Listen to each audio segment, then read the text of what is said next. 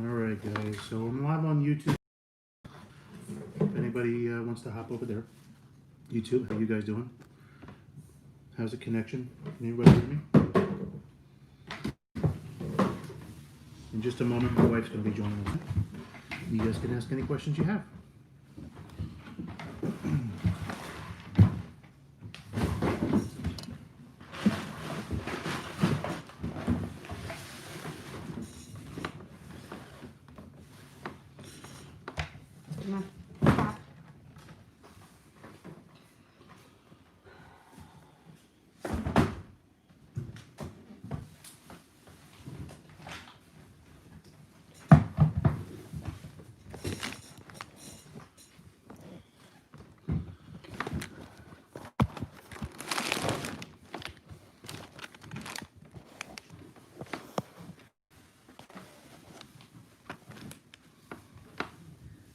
Wise Thrifter, how are you doing? Are you on Facebook? No, not on Facebook, but I'm on YouTube and TikTok. He was in my drink. Yeah.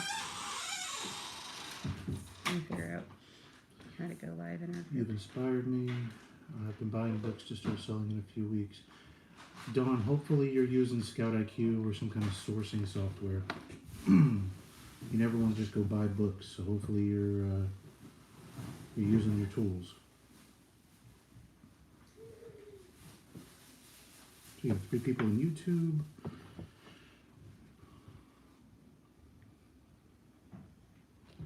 All right, everybody. We're trying to get live here on Facebook as well, so the Hive Mind can join us. I'll get it. I'll just hang on a second. I'll get it. Okay. Got it. Okay. All right. So how's everybody doing tonight? This is the first episode, tentatively called Ask the MoneyBadger. So I'm going to start doing something where you guys can use that hashtag, ask any kind of questions. You'll either get a video response or you'll get an immediate comment, whichever I can do. But my wife and business partner is Stephanie. She's here. Lean in so YouTube can see you as well. And then TikTok, they can't see. Oh my lord. All right, so a lot of the questions that we get really surround how do you do it, what kind of tools do you have, what kind of tools do you need, what do you need to start, those sorts of things. Hi, Addie. Hey, Addie, I see you. How you doing? Stopper the 9 to 5. Stopper the 9 to 5. Thanks to you. That's awesome. Hope it works out. Dawn, good. I'm glad you're using Scout IQ. TikTok, how you doing? Morgan Fox, hello, welcome. I wish we could see the comments. Can we see the comments? Live chat. You don't go to the barber for like 6 months because of Corona, Garrett. That's his only secret, I promise. Yeah, Garrett. So there's 2 teams on the internet right now. One team says find some fucking clippers as soon as possible, please. And the other one says I look like Leonardo DiCaprio. So, I mean, I'm kind of on the fence. I don't know if I'm going to ever shave it.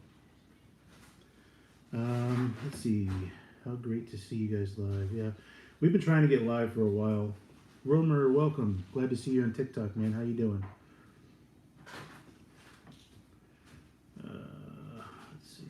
Thanks for doing this. Yeah, anytime. We're going to try to do this once a week. Probably Saturday nights make the most sense because when we're at home listing. We decided to go sourcing today and got stuck in some traffic on the way home from Nashville. Romer, you probably know all about Nashville traffic. Can't list more books than you in a month. Dude, I'm coming for you. Watch. Difference is you got 5 people listing. It's just me and my wife. So we can do what we can. But we're wait. We're teaching the kids how to list. So we're bringing the kids. It's only a matter of time. We've been trying to set this up now for about a month. We're being kicked out with 2 days notice. Kicked out of where you live? Because that's a real shitty situation. I'm so sorry to hear that if that's the case. That sucks. Scout IQ and a bunch of books, that's it. Eric, yes, we are full-time as of right now. Yeah, so we've been In the effectively backpack full-time with the keys. Where the keys were, you weren't listening. since like March Thank when you. the shutdown was. No. We had to bring extra money in. It really motivated us with COVID-19 to, step up our game and make this really work. But, Verizon's shutting a lot of its retail stores for corporate, so I'm being let go or No. severanced out. No, we lost Facebook. Sorry, we're trying out a new setup, Technical difficulties, Yep. guys. and we've got the kids Gotta find running a way to get around. pop And socket to, like, I said I'd fix it if you just hold on a second. which Goodwill outlet in Tennessee do you go to? All of them. No, we haven't been to Memphis yet. That's not true. We haven't been to Memphis yet. But we've been to all Thanks. of Go them. sit down, please. We spent a lot of time in Nashville and Chattanooga. Because we live kind of in between the two. You got me on books, man. Now I do it full time. Garrett, yeah, see, I mean, the problem is, like, how do you not do books? I see a lot of guys doing shoes and stuff, but the problem I find with shoes is like more capital out for similar profit margins. So Steph and I like to try to find products that are 2-3x our money, right? Yep. At least. And with books it's like 10x. So Yep.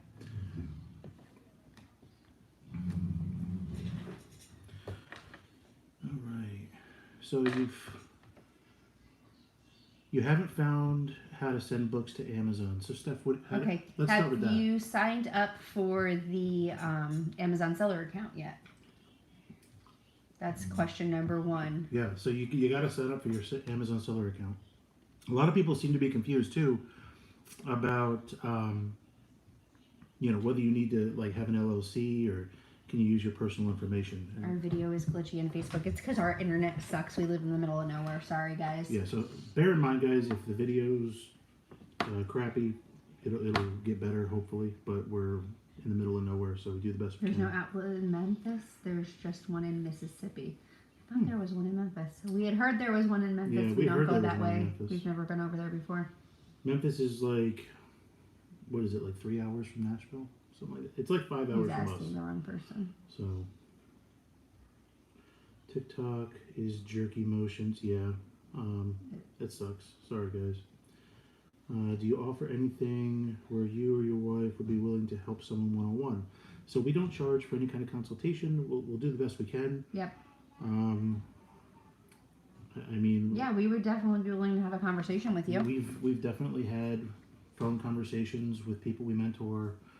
You don't have to supply a invoice for all the books. Because they're used, they don't anticipate an invoice. Yeah, the only time you would need an invoice, I think, would be like to prove whether it's new, like proving condition or authenticity. But you don't really get a lot of that with used books. It's more for like retail arbitrage, I would say. That's awesome that you're starting up bulk.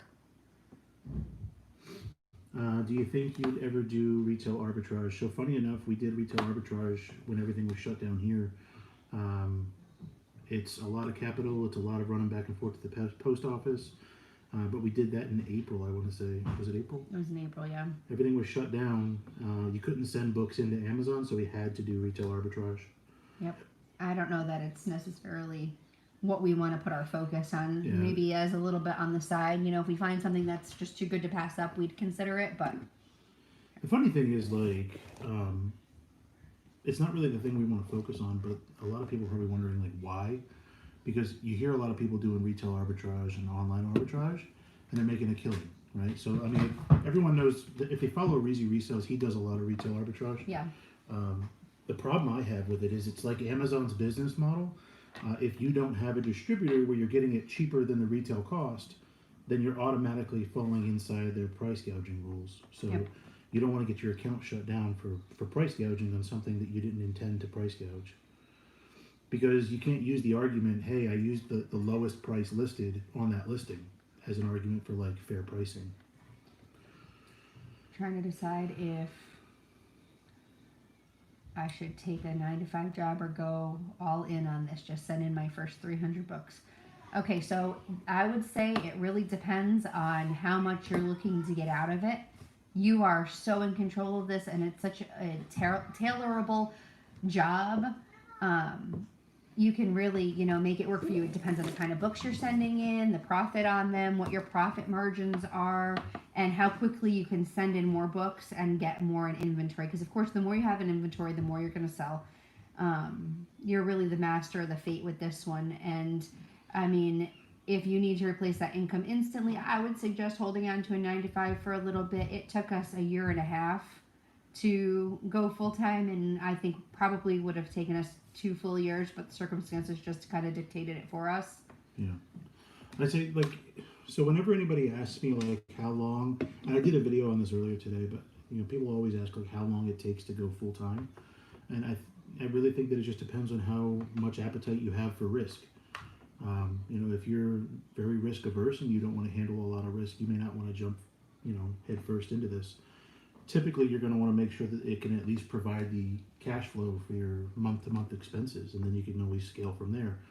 If you want to go full-time sooner rather than a 9-to-5, you could always, scale back on some of your monthly expenses, and then if you're in a financial position where you can handle something like that, maybe. Yeah. Let's see, do you have to have an LLC? You don't have to start off with one. You'll want to consult a tax professional to kind of see if that's something that you'll need for tax purposes. For us, that wasn't what we did at this point, but we're working towards that. Here's a question from YouTube. Have you seen an increase in sales due to COVID?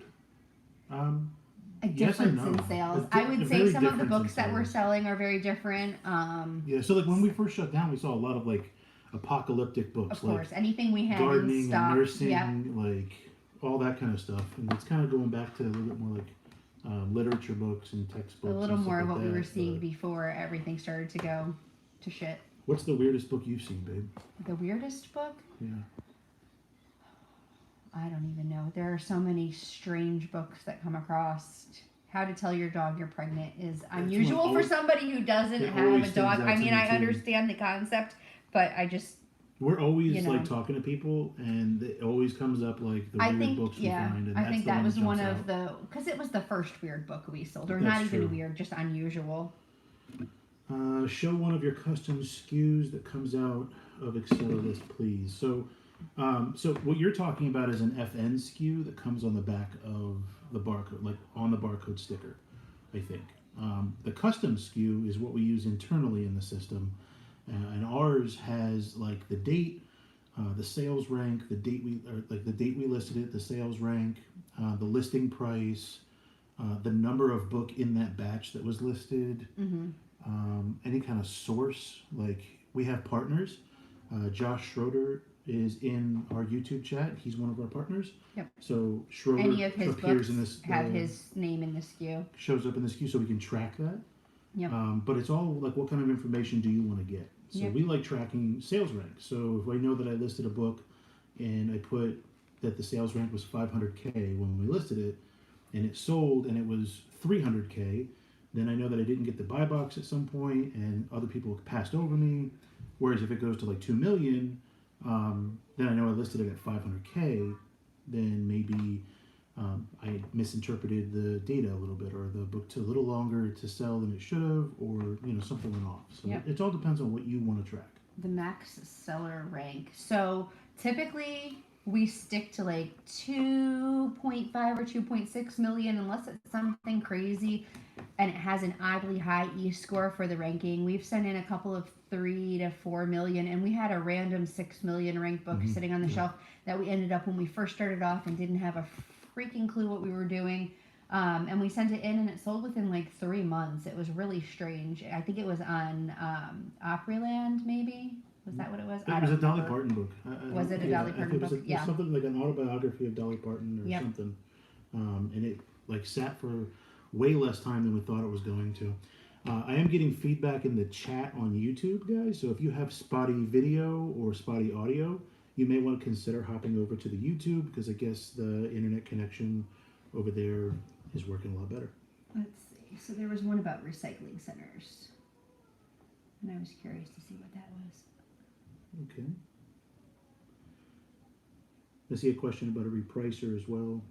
And taxes as well. What are your taxes and how much did you So make you go selling ahead and talk books about last year? taxes, because you Okay. do our taxes. I do our taxes. So we technically showed a loss last year because it was really our first year getting started with all of our startup costs. And the biggest thing for us is mileage. We live 120 miles from where we source most days. So that kind of put us in a different financial position as far as our taxes go. That write-off for us was huge. Yeah. And also donations. Anytime we end up with a dead book, we donate it to Goodwill. If we do a book pickup and it's not books we can sell, donate it to Goodwill and it's a write-off. But definitely consult a tax professional. That's the biggest thing I can say to you. I have a family member who has a tax background, so I have a little bit of extra help there. But I've also been doing our taxes with a business for 10 years. So definitely get somebody who can help you out with it if you haven't done it before. I'll say, from my perspective, learn what things you can tax deduct, right? Yes. Or learn itemization, because Yep. you're going to want to itemize to get your best bang for your buck, and definitely consult like a tax professional, like a CPA. I know Ecom CPA is in California, but he used to be a reseller. He comes highly recommended in the reselling community. You may want to check him out. Okay. So what is a repricer? Is it necessary? So a repricer, it's not necessary unless you have, I guess, more than 1,000 books. What I would say is a good gauge for that would be if it's more daunting of a task to manually reprice all of your inventory, then maybe it's time to get a repricer. Basically, what it comes down to is like the amount of time that it frees up. Is it worth more than you're going to be paying for a repricer? And the repricer goes in and it reprices your inventory. And there are a couple different kinds of repricers. There are ones that just reprice like at a specific time frame, like every hour on the hour or something like that. And then there are others that are reactive and reprice every time the book is repriced. So you are always in the best position to sell your copy of that book because there are usually more than one copy of the same book. So I would say reprice it is probably the best bang for your buck from like an entry level repricer. It's like, I want to say $20 a month. It goes up to like 25 and then maybe 35, something like that. But it's based on how much inventory you have in your inventory. One thing you don't want to do though is you don't want to get a repricer. Scroll up right here and you get the chat. You don't want to get the repricer, and let's say you took 6 months to get 1,000 books in inventory and you were seeing really low sales. Then you get a repricer. If you don't have the first part of your business down pat of getting books from your sources on a regular basis, you don't want to have a huge sell-off and then sell 60% of your inventory. Now you've fallen below like a certain threshold. You had a big bust for like sales, and then now you're like trickling because you don't have the inventory. So you want to make sure that all pieces of your business are solid. Yep. So what's the best way to organize once you've accumulated mass stock? Are you referring to doing merchant fulfilled? Because we don't keep any of our stock in the house, just because we don't have the room for it. We've got 5 kids and limited space, and we're looking to transition to an RV, so we're trying to kind of streamline that process now. But if you're doing merchant fulfilled, what I would suggest is definitely like some very organized shelves with a really good system for numbering each book. Maybe build it into your SKU and have a piece of paper that hangs out. Who is it that has the really good video on it that I like? For what? For how to organize for merchant fulfilled. Caleb Roth. Thank you. Caleb Roth is also one of the developers for Scout IQ. Yep. He runs his own operation. He doesn't really do. He's evolved his business, and he's got a lot of great videos out there. Yeah, and if you check it out, he's got a really great one that talks about how to organize your inventory. MVP Flippers says, besides textbooks and nonfiction, what are good? Then religious, like self-success, religious books. Any of the, not any, because I can't say that, but a lot of the dummies books, like how to do XYZ for dummies, those seem to sell really well. Any like astrology type of books or tarot, things like that, things that are like really different and unusual. Yeah, the occult can be really good. So tarot, crystals. And essential oils. Essential oils are huge. Specialty cookbooks. A lot of like self-help, very specialized psychology and kids book sets like Chronicles of Narnia. There's a youth, like a young adult series on vampires. I forget what it's called, like House of something, but it's like $140 for a 13-book set or something crazy. Harry Potter, obviously. I think sometimes the 50 Shades trilogy or 4-book series. So infrequently. I so think it infrequently. fluctuates into the range of being profitable. And that's something else you probably should pay Just every attention once to in a too, while. guys, is just because a book's not profitable now doesn't mean that 2 months from now it might not be profitable. Because we've seen that, like, even some of our duds and even some of our good books, like, we'll get it and it'll be good and we'll get home to list it. Yep. And that's it why will be. we're really specific. When we get a book that's really low profit, we always check Keepa to kind of get an idea of if it's consistently selling at that price or if it's an unusual spike that's just, made it slightly profitable and we have a chance of losing money. And we have our repricer set up so that we can't lose money, but even still, I don't want a book just sitting there in inventory. No, we don't have an OnlyFans. No. Not my main. Sorry. I didn't No. miss your question. We don't have an OnlyFans. You could have just listed it. That would have been great. So this one here on YouTube says, Dirt, that's it. Here's a question. I've been reselling for a while on eBay, but I've been having trouble registering for Amazon. So what's your issue with Amazon? Is it getting kicked back? Are you just having a hard time figuring out the process? I know that Amazon likes to move. I know some of you guys have just started, like, have a hard time finding the individual account. They like to move that around on the website because naturally they want you to pay $40 a month for their account. Some people said that you have to register for that $40 account now and then downgrade over the phone. Interesting. So I that haven't wasn't heard like that. that for us. Yeah. I mean, it's been a little while, though. It's been over a year, almost 2. How long did it take for you to get your first sale after sending in books Do you know? I don't know, to the honestly. FBA warehouse first I could time? look. Let me see if I can. Oh, I can't look. I documented our entire first year of selling FBA on my Instagram. So, I mean, I'm using all of my devices that have the internet at the moment, but I'm sure you can go and see. I would say, realistically, a week or 2. I mean, Yeah. we were when we first started, we weren't accepting $3 profit books. So No, we only were like doing, minimum 7 and 8. 8. Yeah. But now we accept everything from like basically Yeah. $1 or 2 up. Yeah, as long as it's like consistently $1 profit, like I was saying before. Keepa's another good thing. That's a really great investment because it gives you an idea of where the book has been selling for a little bit of time, as opposed to like what it's selling for just at that very moment. Yes, we use Keepa daily. Shout out to Addie, the bookmongers. Yes, she pushed us hard for that one. I remember calling her and Bill texting her and messaging her to like, hey, could you please do us a favor and check this book? Because let me tell you, when we started this, we were on such a shoestring budget with 5 kids. Enough for like one and, book. Oh man, like it was crazy. Like we bought a book that was $100 buyback, and we didn't even sell it on Amazon. It was $100 buyback, and we used that $100 to buy more books, and it just kind of snowballed from there. But let's see. I can't find y'all on YouTube. Go to my TikTok profile, and there's a link that'll take you right to my YouTube. It's right above. It's the picture that looks like Instagram. Let's see. Would you share your triggers for Scout IQ? We use the default triggers, so we don't do anything else. And then, of course, if the book looks more appealing and maybe doesn't say accept, we can choose to accept it anyway. We do make decisions outside of what our triggers tell us to. But yeah, we definitely use the default triggers. They're set up really well. I really like how they're set up. Chris Stevens on YouTube says, how often do you source the same places? 5 days a week. Yeah, we are in a really lucky situation where we live between, or we don't live there, but we source literally between 2 outlets.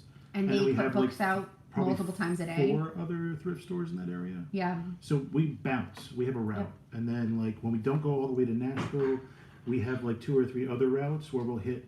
We try to, you want to try to structure your sources that you go to so that you can learn their schedule, get a relationship with the people that are putting the books out, and get a better understanding of how the flow is going to be.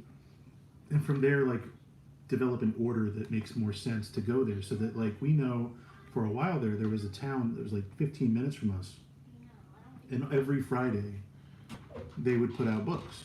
But that's changed. So, like, sit down, please. Now we had to alter that particular store, like where it is in our route, so that we can show up later in the day when they're putting books out. So you just want to be careful about how you structure your route, but you definitely want to like get it down. You know, you want to know like when the book books come out. Okay, so to add the buy cost, what you're going to do is you're going to click on the top. Is it the top Read left the or the question top so right? that I anybody did. watching Okay, this- so on the default triggers, do you need to add the buy cost? If so, how do you edit it? So I can't remember if it's the top left or right. Do you remember? It's the top left. Yeah, it's on the right. There's like a little hamburger symbol. It's 3 lines or whatever. You'll click Or on if that. you can, or if you want to do it while you're already scanning, you do it on the top left where it says FBA, and then it'll open up, and you can add in your. I think it's on the right. I don't know. I'll look and I'll get back to you. I promise. You're trying to, on the default triggers, you need to add the buy cost. Yeah, so on the top right, if you click on the top right in Scout IQ, it'll show like a 0 buy cost. And if you touch that, you'll be able to change what the cost is that you're calculating. If you don't want to have that steady cost for everything you scan, because it'll stay there until you leave the app and swipe it out completely, you can also go to the top left where it says profit. And then in there, you can enter in a buy cost. It's like a second or third row down, and that'll give you for that particular book what the fees and everything break down and what the profit actually is. So, how do you access Keepa when you're at a sale on your phone? So if you've subscribed to Keepa, it's right in Accelerlist. It's the little thing that looks like a graph, and you click on that, and then you log in. It's in and Scout IQ. Scout IQ, sorry.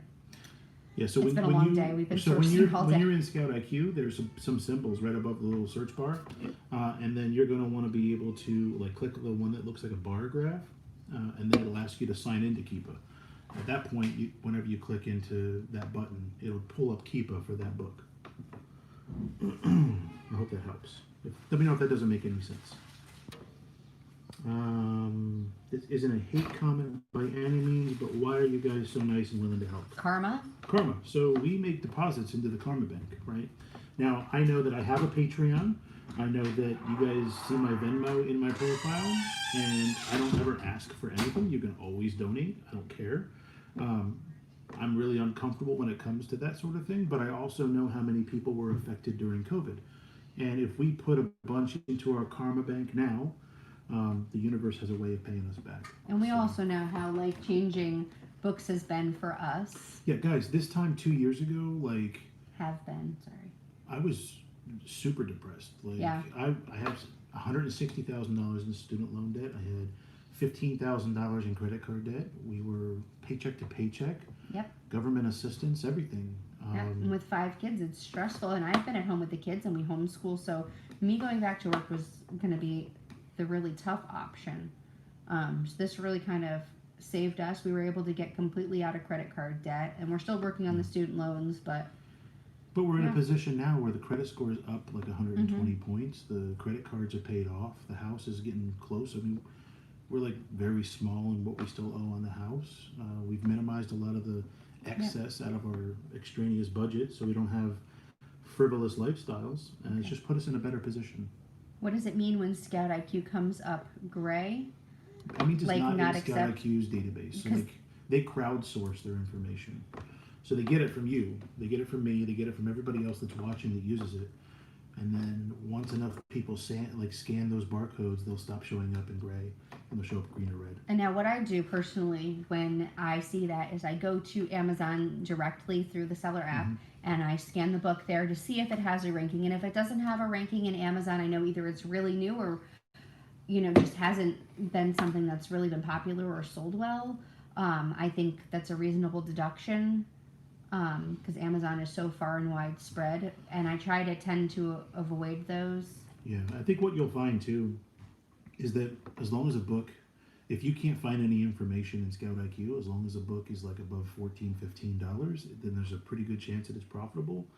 The problem you'll run into, though, and that's why Scout IQ is so important, is that anybody can list any book for whatever price they want.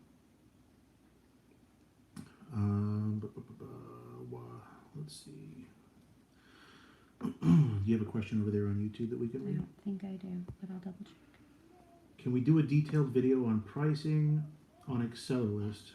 I have many high-dollar books. I believe this is, My Stuttering Life. She said she also has, before this, she said the same question, but she said she has many books that are $350 or higher. We have a couple of videos on YouTube, and I did a series on listing in Accelerlist on TikTok. Okay.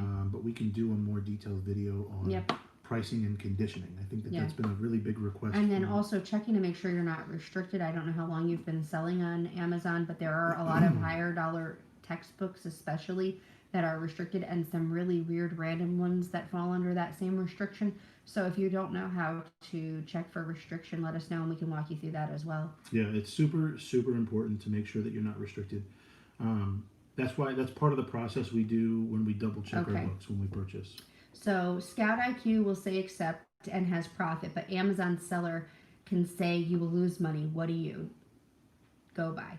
Okay, so we always go by Scout IQ, but that's why it's so important to have Keepa. What you're seeing when you scan in the Amazon seller app is the lowest price that it's listed for, and what you're seeing when you scan with Scout IQ is the buy box, which can differ because merchant fulfilled doesn't tend to list as high as Scout IQ.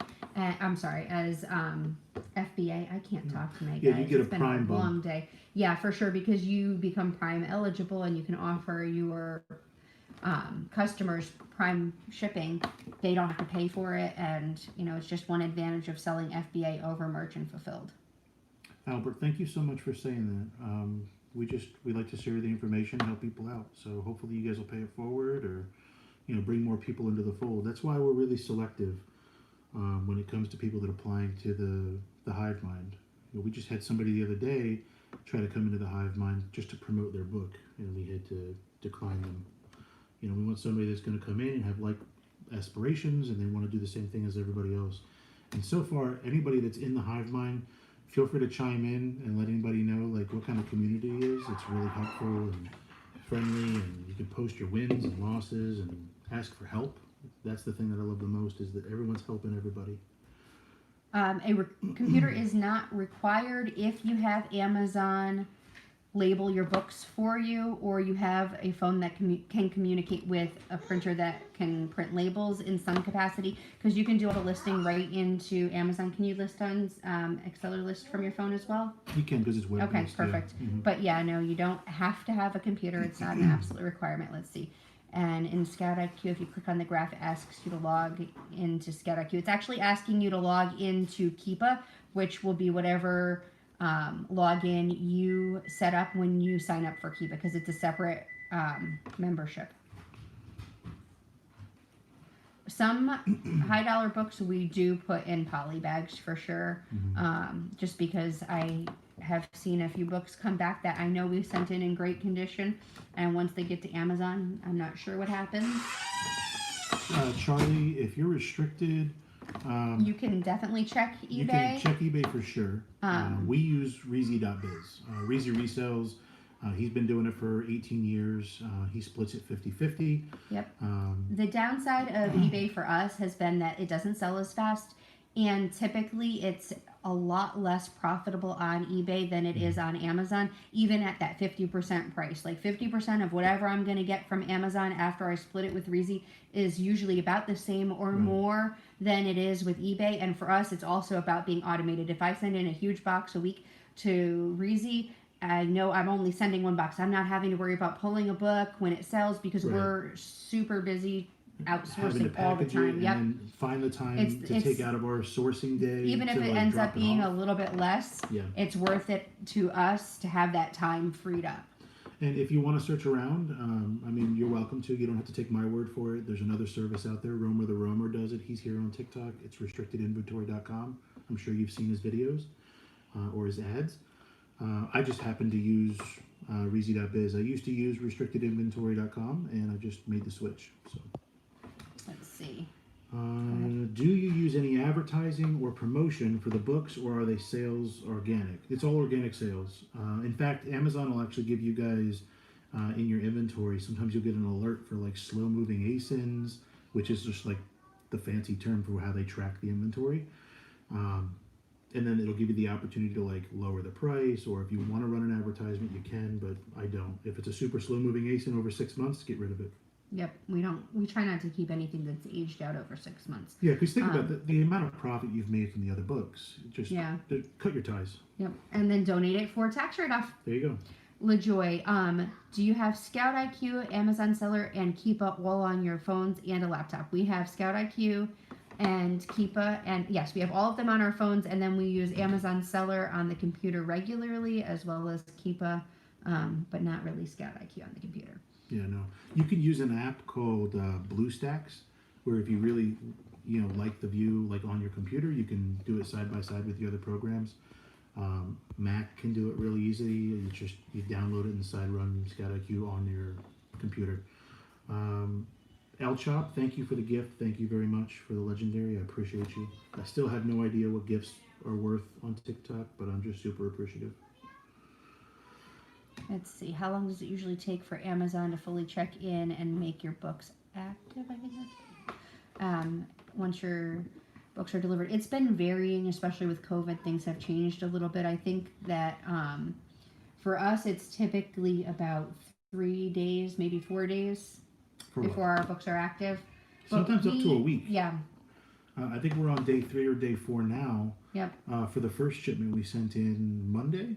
Was it Monday? No, it wasn't Monday. It was Tuesday. I think. I don't know. It was either Monday or Tuesday. We're like day. I think we're day 4. Saturday. So we're on day 4. Yep. Because it's been delivered. And then we've got another one that we sent out Wednesday. Friday. Was it Friday? I don't know. I don't know. Days are running together. So we should have the first like 800 books or whatever, or 900 books by Sunday or Monday. Yeah. And the other one maybe by Wednesday. Yep. Just be patient. Like, don't freak out. Just be patient. And in the beginning, too, if we got sent to a fulfillment center that was further away, it took longer. And it also depends, like, if you're labeling your own books versus having Amazon doing it. Mm-hmm. If you have Amazon do it, obviously it's going to take a little bit longer because it goes to a different department and then it gets checked in after that point. Let's see. When you guys started, did we send only a few books at a time? Yeah, actually, funny enough, when we first started, I was getting boxes from my employer. I was getting boxes from Dollar General, just stores. Wherever we could get free boxes. Like, when I say shoestring, we were like... Yeah, like we didn't... As much of it for free as possible. We bought tape, we bought books, and then eventually we bought a scanner, and then a couple months later, I think we saved up and bought the 4XL Dymo so you can print labels. Yep, because we were having issues. Because we were like losing books at Amazon. Yep, and that was another thing too. Somebody had asked about having Amazon label your books. You can have them label your books. They do charge a fee for that. I don't know at this time what it is because I know it's fluctuated a little bit. But we did see a lot of our inventory that got lost when we were having Amazon label our books. And now that we do it on our own, it's a big difference. So we chose to do that. It was financially prudent, I think, for us to label our own books because... It was, Because at first we didn't have the money and we didn't have the infrastructure. For sure. You can definitely start doing it with Amazon labeling your books if, like for us... It was 20 cents back in the day, but I think it's 30 cents a book now. I don't know what it is now. I mean, but if you think about this, if you build it in, like especially, let's say you go to a library sale and let's say you list them like in your car. And sometimes the library will let you like ship them from there or you take them to the post office. We packed boxes in parking lots, in a Starbucks, in a Target. Oh, that's right. When we were in Connecticut, we went on the road and we bought books at like a thrift store leaving Philadelphia, and we stopped at a Target and we listed the books in the cafe of the Starbucks at Target, boxed them up and ready to go, and shipped them out and everything. Okay, so we had a question: does Amazon sell any books or send any books back that don't sell? Not automatically. They don't remove them automatically, right? You can set up your account to do automatic removals either to you or automatically destroy them. Yep. Because of this whole Head Start program thing where everybody's having issues with stranded inventory, somebody else had a question too that pertained to that. Why would a new listing show active but available 0, Eric? I think that may have something to do with the Head Start program. See if you're enrolled in that. We've had some issues similarly, and it shows that way for us with a few of our listings. Yeah, we still have 260 books that are stranded. When we were taking part of the Head Start program, it was like 800 or 900 books that were stranded. It was like a third of our inventory at the time. So we started to answer this question and got off topic about going free books. So when we first started, we sent in whatever we could source. What is it? Is it how few, or how many books we sent in when we first started? I did. And you don't send them to Amazon once they sell if you're doing fulfilled by merch. Either way, you don't send them to Amazon once they sell. You either are sending them directly to the customer if you're doing merchant fulfilled, or you are sending them to Amazon if you're doing FBA, and then it's before they sell. They aren't even active on Amazon's site until they are received by Amazon if you're doing FBA. So the people want to know, babe. What's that? They want to know, so about how much do you bring in a month doing this? It's varied from month to month for sure. This month has been a little bit up. I'd say before all of our sourcing costs and gas and any other costs associated with it, I think this month we brought in, Let's see, like 13? Yeah, like 13,000. And then we're spending a lot on books, though. Yeah. Just So I mean, because like, we're getting them really cheap doesn't mean 3 we're or not 4 buying. days last week, we spent $150 to $200 on books. Yep. Like, We're 3 or 4 probably times. averaging $3,000 a month on books. In a good month. Yeah. But listen, guys, once you get to the point where you're buying that many books, like, that's a great thing. That's how you're measuring how successful you are. Like, man, I only spent $2,000 on books this month. Last month I spent $3,000. Like, what's going on? Okay, so Dawn, I saw that you can rent one for $2 a week. I think it's UPS. But I don't know a lot about it. That's something we don't take part in, but you get a free printer, or no, you get free labels, and you rent it for. And I think it's just the shipping labels. I don't think it's the book labels as well. But they're, you can buy 1 or 2 rolls at a time, and they're not super crazy expensive. And we personally don't use the Dymo brand labels, even though it's recommended, just because they're a lot more pricey. They are. We use like off-brand on Amazon. We get most of our stuff, if not all of our stuff, on Amazon, except for boxes. Thank God for Amazon. Boxes we get from Home Depot and Walmart. Yep, and Home Depot is actually a little bit less expensive than Home Depot. It's Same dimensions. it's the extra small boxes. They're 15 by 12 by 10, and it's really hard to overpack one to the point where your box is going to weigh more than 50 pounds, which a lot of people don't know. They will ding you for it. Yeah. Hey, LaJoy wants to know how our relationship is.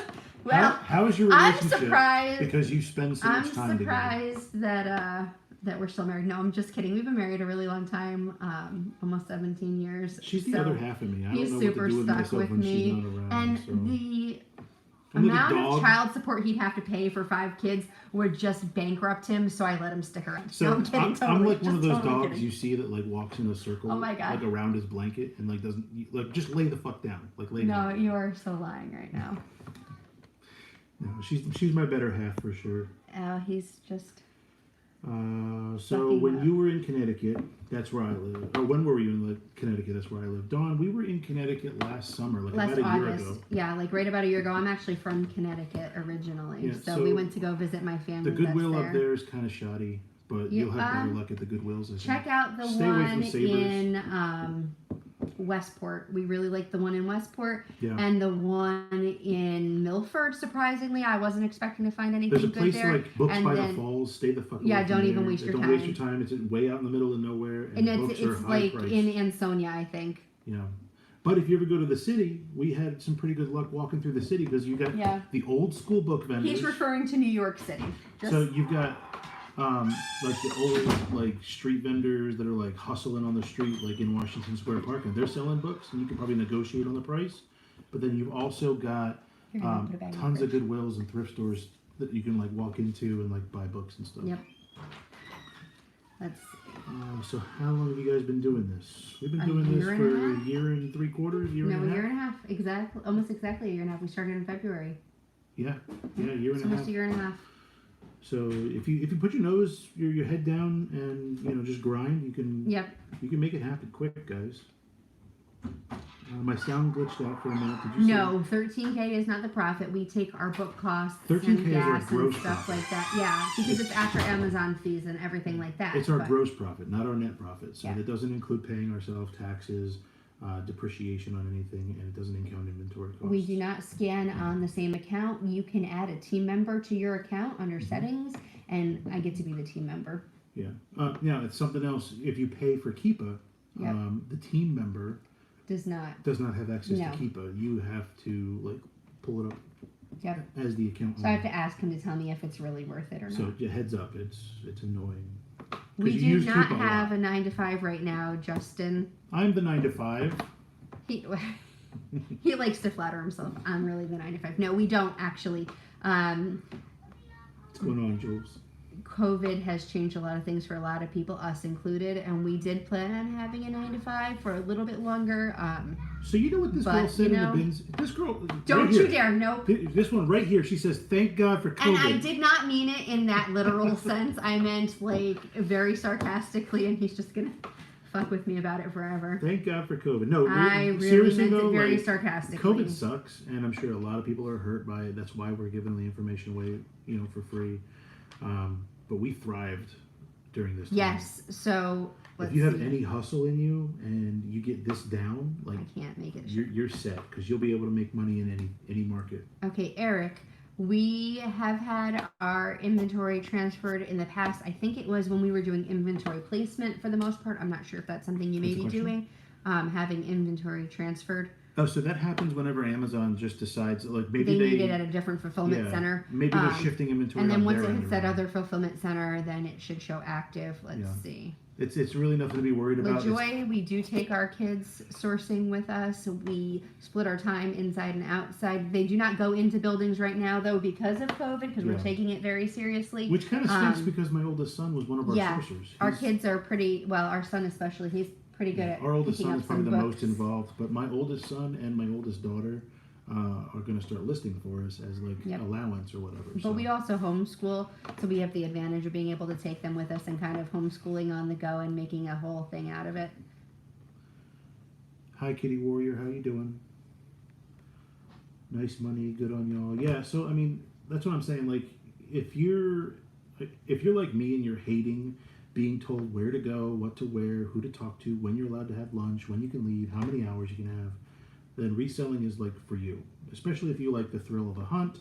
Maybe you like scratch-off tickets. If you like finding treasures. If your wife likes to shop. It's really easy to do if you've got the hustle behind you. Justin, ideally your shipments would go there. It would be fantastic if that's the way it worked. We have one not too far away from us, and most of ours go to Memphis. Yeah, most of ours go to Memphis. However, it doesn't always work out like that. We've had a lot go to Milwaukee and some to Delaware. I don't know specifically why it works out that way. I'm sure there's a reason for it, but Alpha Child, we went sourcing in Atlanta last year. You don't have a Goodwill outlet. There's one in Savannah. You've got a couple of good Goodwills. Macon, Georgia, but there is not one in Atlanta, which makes no sense because it's so darn big. Mm-hmm. I think it would do really well, but yeah. Now, if Romer is still in here somewhere, if Romer the Romer is still in here, he gave us a tip when we first started about looking for Goodwills in more affluent neighborhoods. Yes. Because more educated people and more wealthy people. And there's a website read. you can use too to look at neighborhoods. I have it saved. I'll try to post it in my link on my profile on TikTok, and I'll put it on my link tree if I can on Instagram as well. If not, check out Romer the Romer. I'm sure he's got it in his link tree. But if you go to like more like wealthy neighborhoods, you're going to find that the Goodwills there have a better selection of books. Maybe they have a larger book section. It sucks, but that's the case. Like, which rich people read. So leaders are readers. We should take a little bit from that and read some of the books we're selling, because there's a lot of good information in these books. Okay, so the reason somebody asked, what do we do with big batches of boxes we ship? Is there a reason we don't do LTL?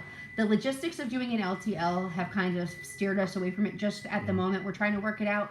We had the UPS guy out here talking about it to see if it would work, because we live in a really old neighborhood with a lot of old houses and tiny narrow streets, and from like our driveway to the end of the street, which is just to the corner of our house, is one way. So it does make it logistically a little bit more difficult from that standpoint, but other than that, it would definitely be pretty easy, because it would definitely save us money throwing it all together. We're already doing, a lot of larger shipments and box contents. Although I have to say, I really prefer the one box method. It's just like scan it, sticker it, box it. I mean, just boom. Like box contents are just a pain in the ass to do. Like, because at that point you're touching the book for the second or third, or in our case, the fourth or fifth time, because we touch the book to scan it off the shelf. We go through it again before we buy it. That's 2. Then we put it in the car. Bring it in the house. That's 4. Then we scan it to list We're scanning and listing. Put it on a shelf to get it out of the way. By box contents, we're touching the book for the 6th time, so we're trying to minimize that. Yep, and it's not because we don't want to touch the books. It's just the literal time and effort it takes to do that. I mean, we're When I trying say to we're make it trying to as streamline quick our process, we and really are efficient trying as to. possible. Any places good in Louisville, Kentucky. We haven't been to Louisville yet, but message me on Instagram and I'll give you the link to the Goodwill outlet locator. I know it's a little out of date, but it might give you an idea of where a Goodwill outlet is near you. Like, check out the Goodwill outlet. If you guys haven't been to the bins, we got another 2 carts today. So we got 2 today, 2 yesterday, 3 the day before, 2 the day before that, Yep. and I think 3 the day before that. Yeah. We have so many books this week that we had to do 2 shipments. Yep. And we still have probably 800 books to list for the weekend. And the first shipment of the week was our biggest personal shipment to date. Yeah. That's There's something like 35 boxes. Realistically, guys, we should be doing 2 pallets a week. The problem is, in my opinion, that there's a hill at the end of the street and it's a really narrow street. So like getting a semi up backwards, like up the way that you have to come backwards so we can load it and then have a drop deck or like a lift gate. Yep. It's just a hassle, I think, given where we are. I'd love to put a dock out back into FTL, but I would rather sell my house and buy an RV and be a little closer to our sourcing area and have the ability to travel with the kids and just kind of live a little more simply. We have a big old house and it's just... The idea, too, is we'd be able to travel. So, like, if we wanted to go on a vacation, we could park the RV at, like, the airport long-term parking and go overseas if we wanted to. Or park it at RV Bridge. Same shit, whatever. Not the same thing. It's kind of the same. It's not at all the same thing. Look into the prices of it. How much money do I need up front for inventory, labels, accounts, etc.? Okay, so if you have Amazon label, you don't need anything for labeling. For your accounts, you can do the free Amazon account. You can start off with the free Scout IQ. It's literally the books that you're going to buy, and that really varies on where you're sourcing your books. That's determined by that. But you can really you could probably start with $50. I'll amend that a little bit. Okay, go ahead. Because Scout IQ, I think, has changed where you have to do the professional account to do live searches. Did they? Okay, yeah. I did not know that. So Sorry, guys. with them changing that, now you're looking at the professional account for $40. You're looking at $14 a month for Scout IQ, so that's $54, right? And then you're looking at books because you don't have to print labels. You can have Amazon do it. Shipping, I mean, you have the money for shipping, but like 40-pound box is $10. Yeah, it's about $10. So that's not much. So maybe $150. And then maybe you wait 2 or 3 shipments. Wait till you sell 5 or 6 books or 10 books, and then you go buy a scanner for $40. And now you're not scanning with your phone. You're scanning with the scanner, and you're going faster. So now you got more books coming in, probably at least 2 to 3 times as many books. You wait another month or 2, and then you get a label writer, or you get a repricer, or whatever the case may be. And just slowly build the stuff up. Okay, so do you have any thoughts on eFlip or OneFlip? I've heard a lot about eFlip, but I don't do a ton of online arbitrage. I know that there's a lot of opportunity to buy books on eBay and flip them on Amazon, buy them low on Amazon. I mean, I sold some books on eBay during the shutdown and everything, and I know that we're just flipping them because somebody bought like 50 of my books. And we don't do sell your book back at this point just because we've really focused all of our attention on FBA. Not to say that there isn't money there, because there definitely is, and when we first started, we did a bit that way and definitely got some more money to start up. Yeah, absolutely. Eric, you've got a great point. You can get a lot of books for free, but think about this. Don't get so wrapped up in getting books for free. No, but I think that goes back to this question over here that you were answering too. They were asking how much to start up. You can technically get books for free. Yeah. Put out an ad on your Facebook, on Craigslist, if you've got OfferUp or Next Door, is that the other one? Anything like that. Put ads out there and say, free book clean out. Make it really appealing to the person so they want to get rid of their books and give them to you. We know a couple people who do that, and they have moderate success with it. Charlie says, what terms should we search for local bookstores that are cheap? I guess you kind of answered this while I was typing. Yeah, just use bookstores, Goodwills, thrift stores, Salvage, Habitat for Humanity. Yep, and I saw something pop up over there, and I didn't ever find the comment, but they had asked about recycling centers, and we have a recycling center that's about 30 minutes away from us, and they do have specific boxes that are just for paper and books and things like that, and we have found some strangely profitable books. I will say it's not every time we go in there. Sometimes it's just like religious magazines flyers stuff, and you know, people's actual garbage. You have to be willing to get dirty in this if you're doing the hands-on portion of it. It's, absolutely. I mean, there's no way. Because there's plenty of around times where it. we're digging through bins or we're digging through Gaylord boxes and there's like baby mice or mice It's definitely not pooping glamorous. and peeing, and it's really not sexy, but it works. Let's see. Can you do a video on Reprice It?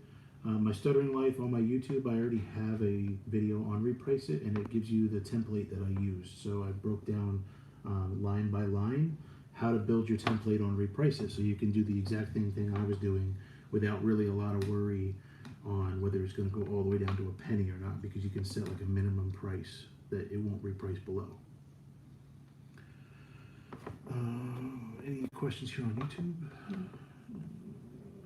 Honestly, my life has changed during COVID, like many others, so I'm thankful. You made me realize I truly want out. Yeah, so you're welcome. A lot of people, they get like wrapped up in their career, and then they let their employer take advantage of them. Yep. We do sell books in the acceptable category. Not a ton, because we're picky and they're barely outside of the good Yeah, so we list all of our books in good yes. condition. No. Most of them. No. If it's brand new and we've bought it brand new, we list it as new.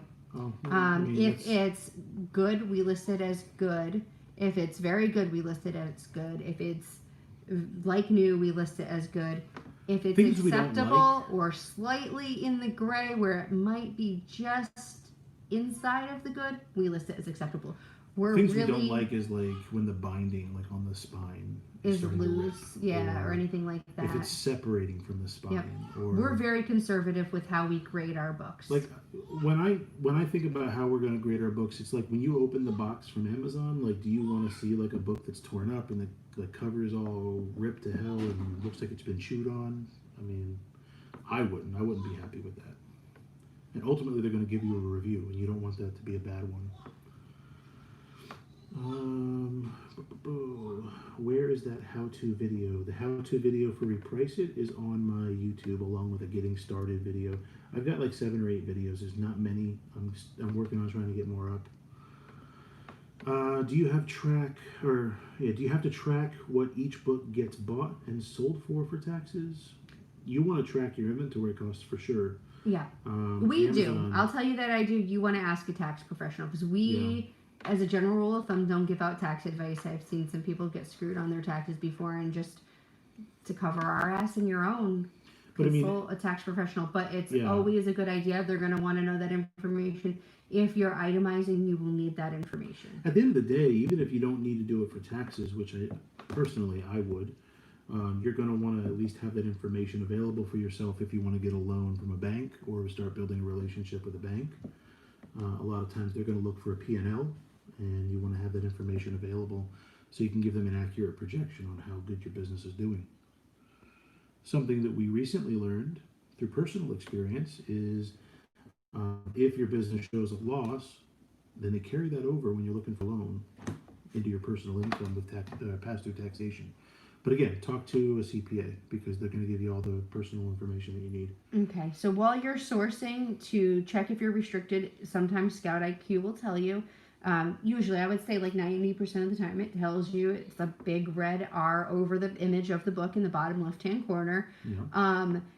But with textbooks, as a general rule of thumb, we always double check just to make sure, because we have sent some in thinking because Scout IQ didn't say, hey, you're restricted, that we weren't restricted. But with textbooks especially, we always double check right in the Amazon seller app, and you'll just scan the barcode or put in the ISBN in the add a product section, and it'll either allow you to list it, or it'll say you're not eligible to list it in this condition. You want to check and make sure, though, that if it says you can't list it, that it's all conditions and not just new, because it does occasionally say you can't list this and it's only new that you're restricted. So you just want to really make sure you're thorough in that regard. Yeah, you don't want to see that it says like no restriction, then you list it, and then you come to find out that you are restricted and it's stranded and you got to have it removed, and it's a pain in the butt. But always check with textbooks, always. And Scout IQ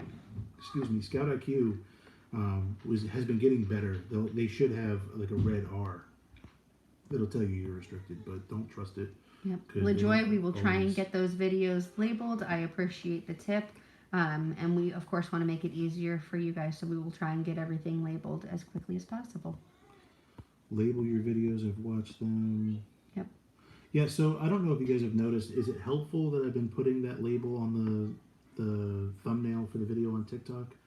I know that there's titles on the videos for YouTube, but on TikTok I've been putting them on the I'm thumbnail. going to let you take this. Can you discuss how to get rid of a book that you sent in for FBA after it hasn't sold? Yeah, so you're going to want to go into your Manage Inventory tab. On the top left screen, top left of the screen on Amazon, you're going to hit the 3 lines, go to Amazon or go to Inventory, and then go to Manage Inventory. Then you're going to go to Active Inventory, or if it's stranded, you don't find the book. From there, you can actually use the checkbox on the left-hand side to select that book, and then at the very top of that column where those boxes are, it'll give you the option to create a removal order. If you need more specific answers than that, you can actually go to Google and type create removal order Amazon FBA, and it should give you those steps. If you guys haven't already, I highly recommend watching the videos that are in Seller Central's like Seller Central University or whatever it is. It gives you the basics on what they expect from you as a seller, how to maintain a healthy account, how to create a shipment, how to list books, and everything you need to know. They'll give you the basics. And the better you can understand that and understand the fees and everything, and then the happier you're going to be as a business owner. Okay. So somebody had questions about our printing setup. We use a Dymo 450 and a 4, is it the 4XL? We have the 4XL. Yep. Yeah. We use the 450 for the book labels, and we use the 4XL for the shipping labels. And we have one hooked up to Bill's computer and one hooked up to my computer, just because it makes it a little bit easier for us. You can do everything from the 4XL. The 4XL is the big one. You can put both size labels in that.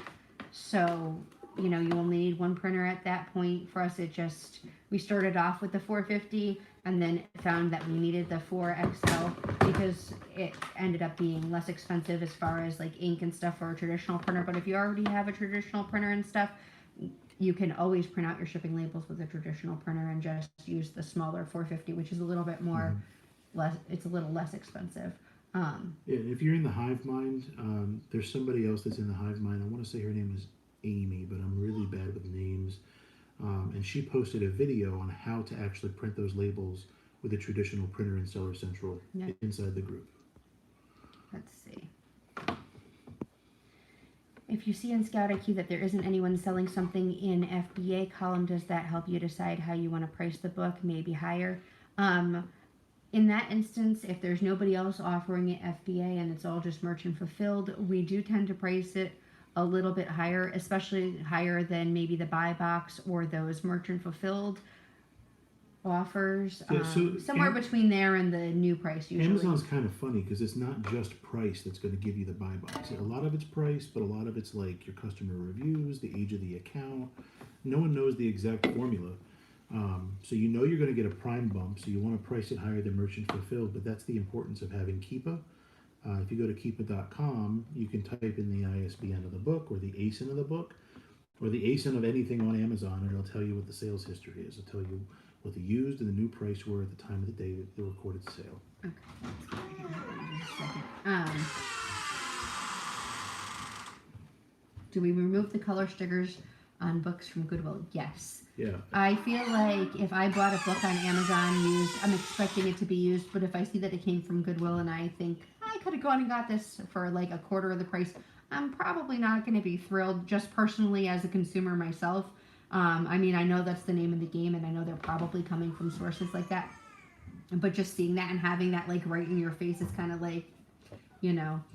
But we take off any prices that indicate any other stickers that indicate any prices. But we do leave like the barcodes from like old, like anything that says like used book, we just cover that up with a new sticker. Yeah, like if it's a sticker that's over the barcode and we had to list it by looking up the ISBN on the inside, we'll sticker over that book, over that sticker. If it's one of those like really big, if you guys have been doing this for a while, you see the bigger white stickers on the back that are usually marking like a school textbook. It says used book with a couple of different ISBNs, sometimes- probably specific to the school Sometimes itself. I'll take a blank label and I'll put it across, and then I'll put the one with the barcode that we printed out on top of it. It makes a little white area, but for me it looks more clean, so I like that. And then we always use either like a water wipe or a wet wipe or a baby wipe to wipe off the book. If there's any kind of like dirt or grime on the outside of the pages, you can use like a sanding block to get that out. It's the 1099K, right? So this says, I assume Amazon sends you a 1099 at the end of the year, right? And it's a 1099K, I believe I think it it's a is. 1099K. I'd have to look up the exact form that it is. But what it is just all of your total sales. It doesn't include any of their fees on that form or anything. Yeah, it does. You have to... No, it doesn't. Yeah, it does. It shows you like what your sales Nope. were, and then it shows you Okay, all he the didn't fees. do our taxes. I did. It does not show you any of that. I had to manually look that up and I will enter bet it in. you. I will Okay, bet I'll you. bet you. I'll bet Bet? What do you want to bet? Bet. All right, it's Don't, on. don't be like, I'll- bet. I'm not. That's What are you, you. a seagull from Pixar? Bet. Mine. I'll bet you $5. I'll bet you a pedicure. You have to give me a pedicure? No, you have to take me to get a Okay, pedicure. I'll bet you a pedicure. That's fine. All right, All right. let's see. So you guys saw it here. We bet. And when I'm right, I'm going to post it. Do you remove color stickers? Yes, we remove just all answered color that, Bill. stickers. Amazon seller account says $39.99, and I'm on the wrong thing. Am I on the wrong thing? Yes and no. Like when I signed up, there was the individual account, and you could use Scout IQ with it. Well, no, we started using Scoutly when we first started. Yeah, So there maybe is that's also why. Scoutly as an option as well. So and Scoutly, I think, I is like don't know if you can use. it's like $10 or $15 too. Yep. But I don't know that they require you to have a professional account. That might have changed as well. And so. we just prefer Scout IQ. But I mean, here's the thing: after the first book, that's $40 profit. It makes sense to switch to the pro account anyway. So it's Yep. up to you. I mean, it makes sense Especially to if you're drop going to the be sending in, $40. if you're going to be sending in more than 40 books a month anyway, or even 40 books, because you're paying an extra $1 a month when you're not on that account. Not $1 a month, $1 a book. Yeah. So somebody asked if we can talk about library discards. Okay, so we just We have note a card that catalog on the heavily. inside and Yeah, everything. I do sell books like that. We haven't had a complaint yet, knock on wood. That's not to say that we won't, but I do notate it. I say this, we have a general note that we use, and then in all caps, at the very beginning of that note, I write, this is a library discard, and it may be marked as such, and there may be, Yeah. evidence that it was once in a library and is very used. Let's see, there was something else I wanted to address. I don't understand the logic behind that though, because a lot of the library discards we get are in great shape. Mm-hmm. No, we do not. Okay, so this says, do you do anything extra to gain more Amazon reviews, or do you let them come to you naturally? It So- is actually against Amazon's It's not. terms of service to ask for a positive review. Okay, that is I know. Thank you, jackass. double or nothing. Oh, Double or nothing. I already won. You're like screwed either way. I'm not screwed. Okay. Anyway, we do use a service called Feedback 5. It's free for like, I think 25 or 50, but they'll send a reminder email out to your customers. It's a reputable company. It's through Amazon, or not through Amazon, but like they work with Amazon. I was actually recommended this by Amazon Lit. They do like $22 million a year in sales. Like they're already at 22 million now. They're probably going to do 50 million All in right, sales this so year. J Mad Dog wants to know how the scanner works. It tells you via your phone whether a book is of value. So it's a Bluetooth device that you connect to your phone like any other Bluetooth, and it pairs with your phone, and then it communicates with whatever app you're using to scan. And when you scan that barcode, it sends the information back to the app with what that book is, and then it pulls up the name of the book, the rank, the e-score, which is the number of days with sales, and the estimated profit based on whatever you have it set to show you. Like we use the buy box. Yeah, it's- think of the scanner You can as use like, your phone camera to do the exact same thing. If But you think don't of want to it- buy a scanner, it speeds things up. You'll scan 3 to 4 times as many books. Like it's a total game changer. But when we were starting, I think we went he went 6 months without a scanner, and I went 8 months or a year without a scanner.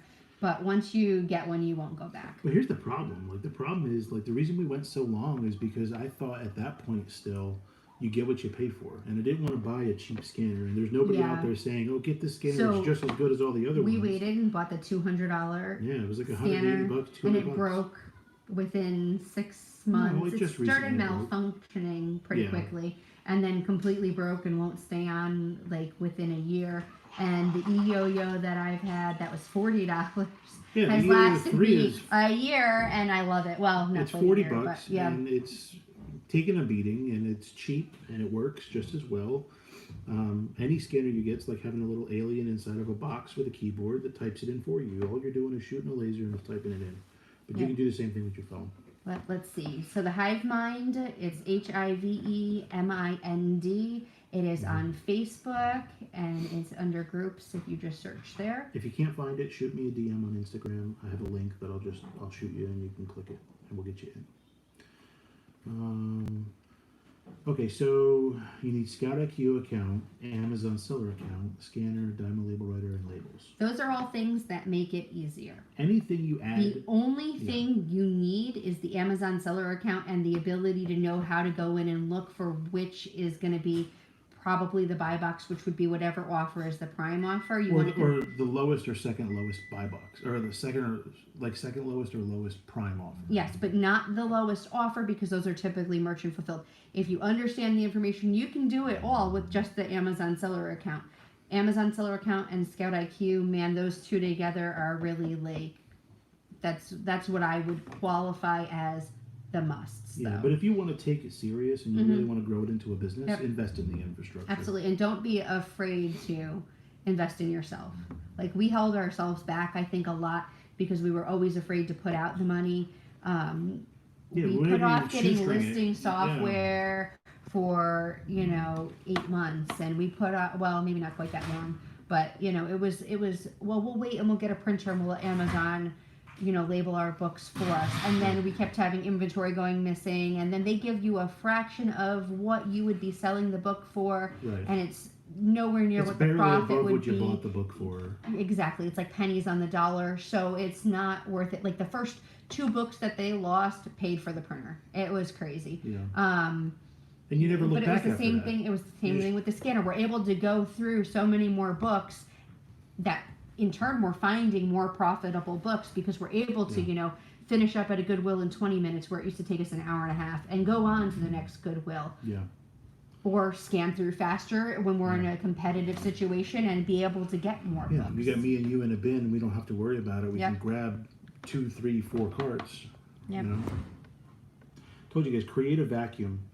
Yes, you can. Okay, so Albert wants to know, can you connect the e-yo-yo to your computer to list the books? As long as your computer is Bluetooth capable, absolutely, that's what we do. Yeah, that's what we do with our MacBook. I mean, any kind of laptop that has We Bluetooth. do the same thing when you're doing, if you have to do box contents for any reason, we do the same thing then as well.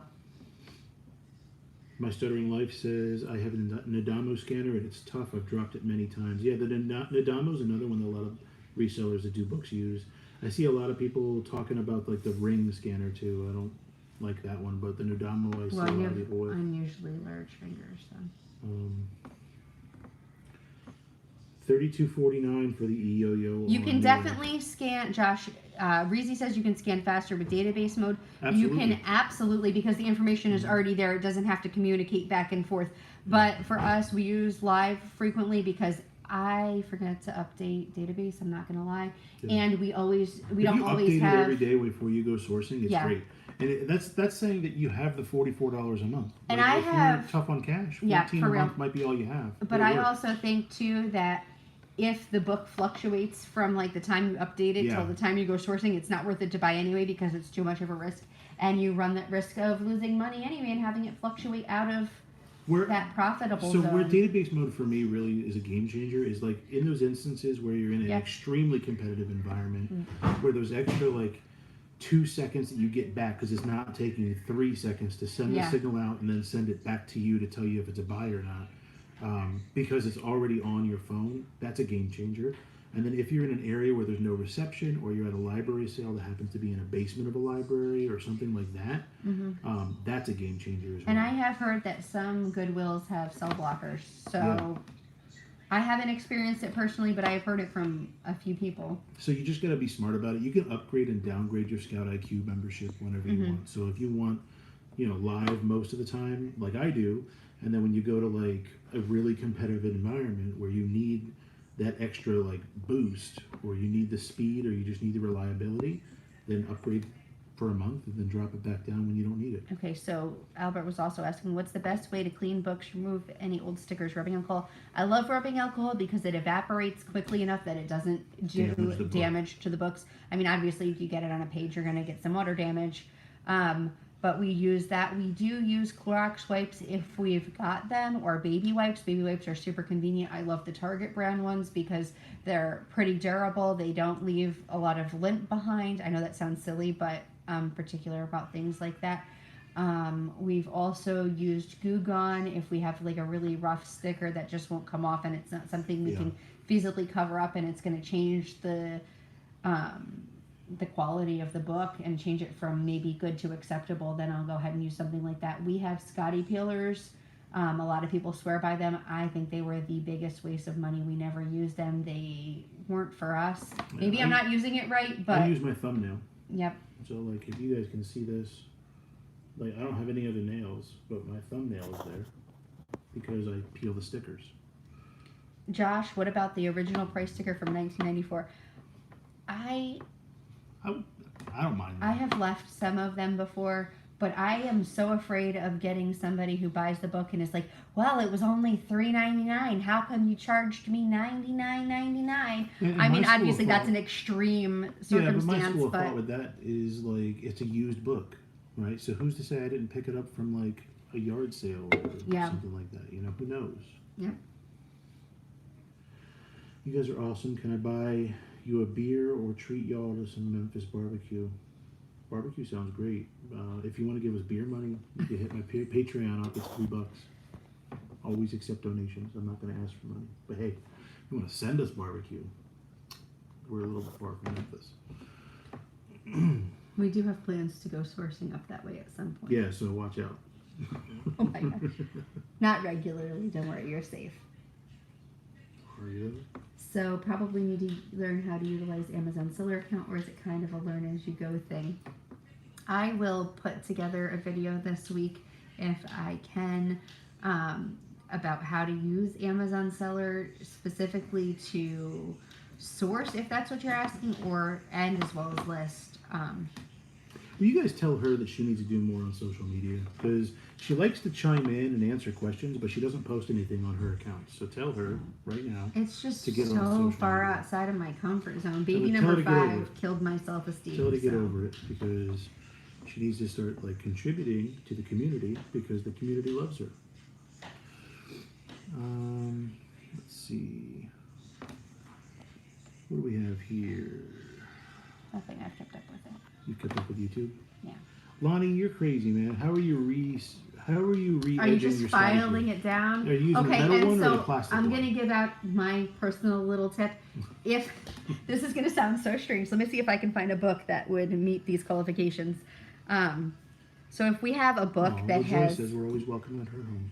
Well, thank you. Thank you so much. If we have a book that's gotten a little bit dirty on the edges here, we will actually take the cover and pull it back a little bit, and you want to hold it really tight, otherwise the pages will fray, but we use a sanding block to get rid of that dirt, just because it can take a book that might be acceptable and has nothing else wrong with it except for a little bit of dirt on the edges to good. Yeah, you get really So that's my creative. little tip of the day. I mean, we're not like putting bindings together or anything like that, but like little stuff like that goes a long way, guys. And you notice that she said that we list books as new, but notice how I never like suggest you guys do that. Yeah, what we do with our account is us. I can't tell you to list books as new, and typically we only list them if we've bought them as new as well. See, it says we do love your knowledge.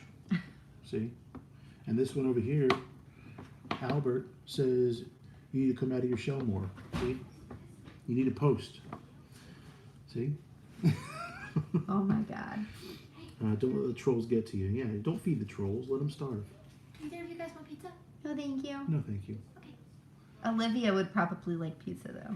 Yeah, love you. But So we've been on for a little over an hour, going on an hour and 20 minutes, guys. So we're probably going to wrap it up here soon. Does anybody have any last minute nuggets that they need help with? Happy to help. Erasers. Yeah, erasers Yep. work great, but the white Okay, ones. so yes, where are they? Nope, that's the baby's hair tie. Sorry.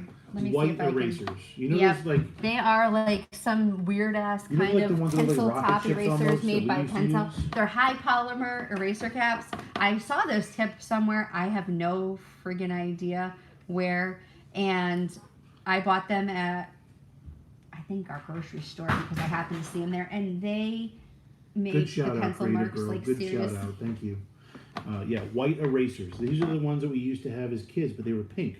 You guys remember these? We are doing Right. 3 lives right now, I think. I'm on And 3 different we platforms are right now. so stinking lucky, LaJoy, So- that our kids are as good as they are. It's not always this quiet. I am sure there will be videos where you hear them You guys have raising commented. some shit in the background. Kids are just beating Oh the my hell out of god, each other yep. in the background. We have like, 5 kids. we run a they torture fight. room in the It's next crazy. room. Like, yeah, it's just boys. We have 3 boys, Boys beat and the shit and out a of each 20-month-old who's a little on the needy side. So, if you have a lot of books, what do you do with the duds? Okay, if you can find a way to monetize your duds, that's amazing.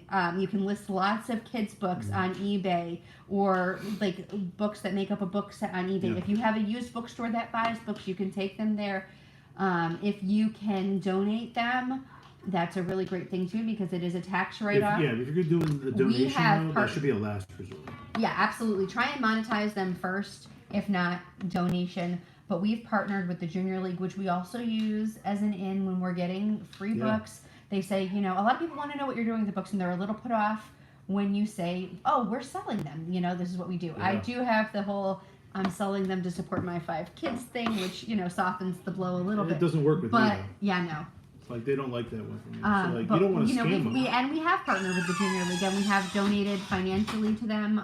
We don't ever disclose what we donate when we talk to these people. We say, we're working to keep books out of landfills and get them back into the hands of the people who need them, and we do sell some of them to keep us going. Yeah.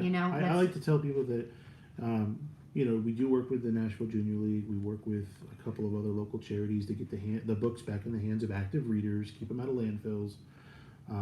But that we do sell some of them to help cover the expenses, like gas and stuff like that. We don't always go by the buy box. Somebody asked if we do.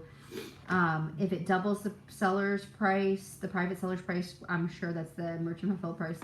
We don't always do the buy box. Sometimes it's just crazy out of whack. We always check Keepa Yeah, if we have a question. If you're just starting out, the buy box is a great place to use as a reference. So, like, if you're scanning a book and there's no other, let's say there are FBA offers. Like, the first column you'll see is the merchant fulfilled offers. That's all the way on the left.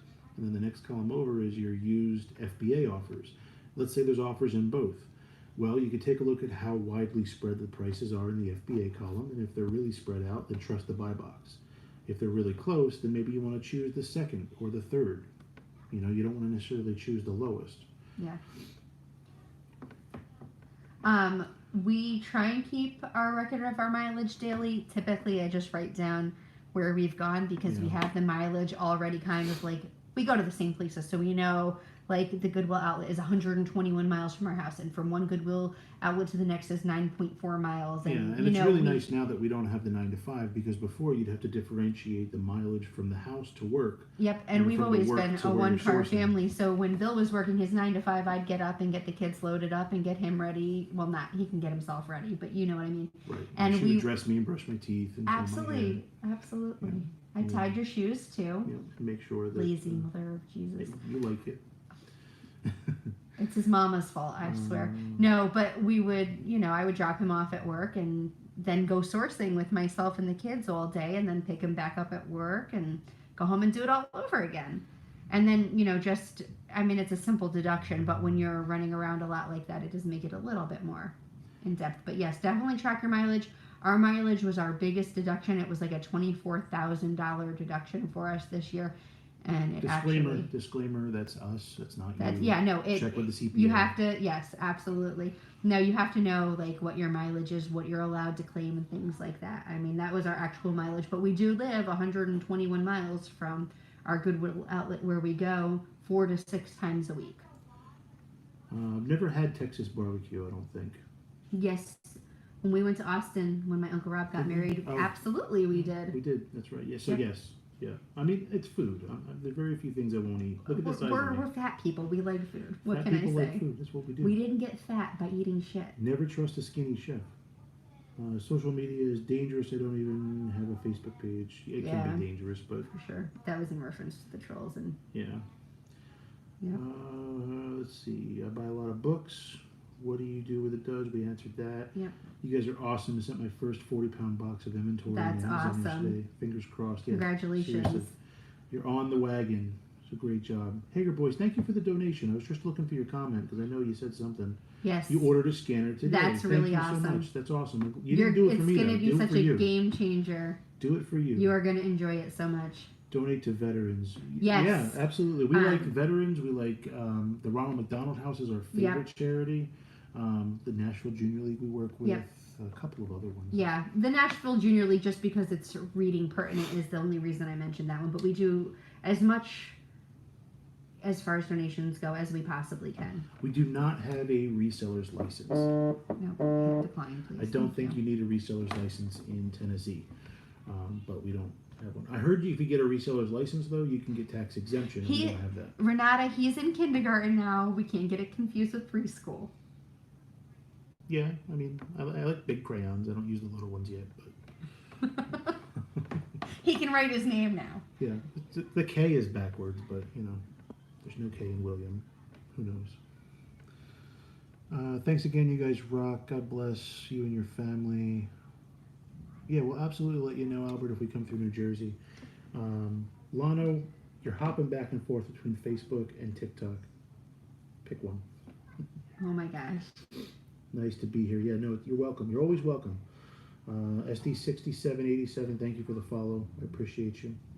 An $84 book. That's pretty awesome. It always feels good when you get those big ones. Even Yeah, the big ones are what really got me hooked. You for know, sure. The first time you sell your $100 book or $150 book, you're like, the first time you man. scan it, like not even sell it, the first Yeah. time you scan that book, man, it's crazy. I scanned a book at a free pickup one day. It was just, it's a bookstore that puts out some free books. Thank you so And much I for the scanned scanners. one, and it was, like it said it would have like $500 profit. And Yeah.